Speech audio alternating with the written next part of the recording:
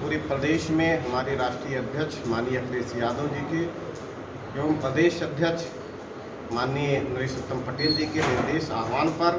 पूरे प्रदेश में नौजवानों ने कमर कसी है। चाहे वो मुलायम सिंह यूथ ब्रिगेड के साथी हों, चाहे वो लोहिया वाहिनी के साथी हों, चाहे वो किसान सभा के साथी हों, चाहे वो पिछड़ा प्रकोष्ठ के साथी हों, पूरी कमोवेश पार्टी युवजन सभा के साथी हों, ये सारे लोग छात्र सभा के साथी हों, सारे लोगों ने मिलकर इस बात का परिचय दिया है कि आगामी 2022 में बीजेपी ने जो झूठ और फरेब के नाम पर ये सरकार बनाई है, 2022 में इनको नेस्तनाबूद होना है और हमारे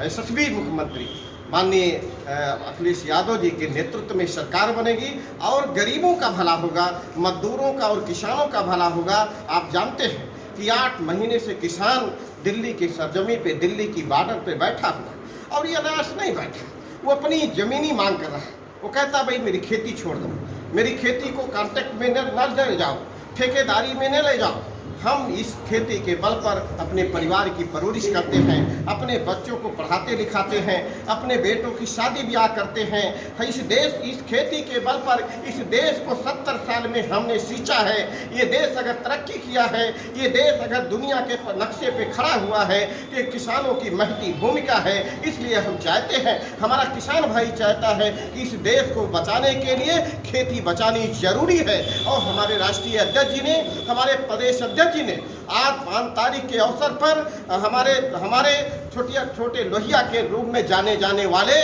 जनेश्वर मिश्रा जी, जो समता समानता बंधुत्व की बात करते थे, जिनके लिए जाति और धर्म नहीं था, जो ये चाहते थे,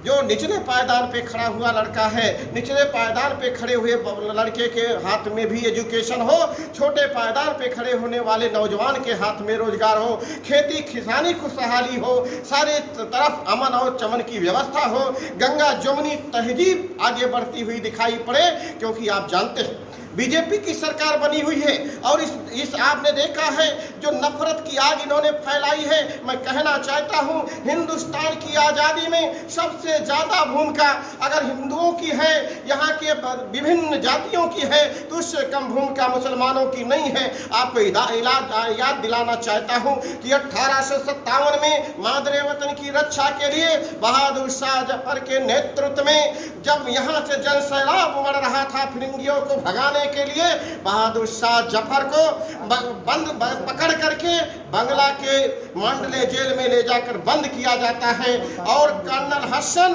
बहादुर शाह जफर के सामने अब उनके बेटों का सर कलम करके तस्तरी में परोसता है और कहता है बहादुर शाह जफर से कि दम दमे में दम नहीं है, खैर मांगो जान की, ये जफर ठंडी हुई है तेग हिंदुस्तान की, ये जफर ठंडी हुई है तेग हिंदुस्तान की। वो 90 साल का बुढ़ा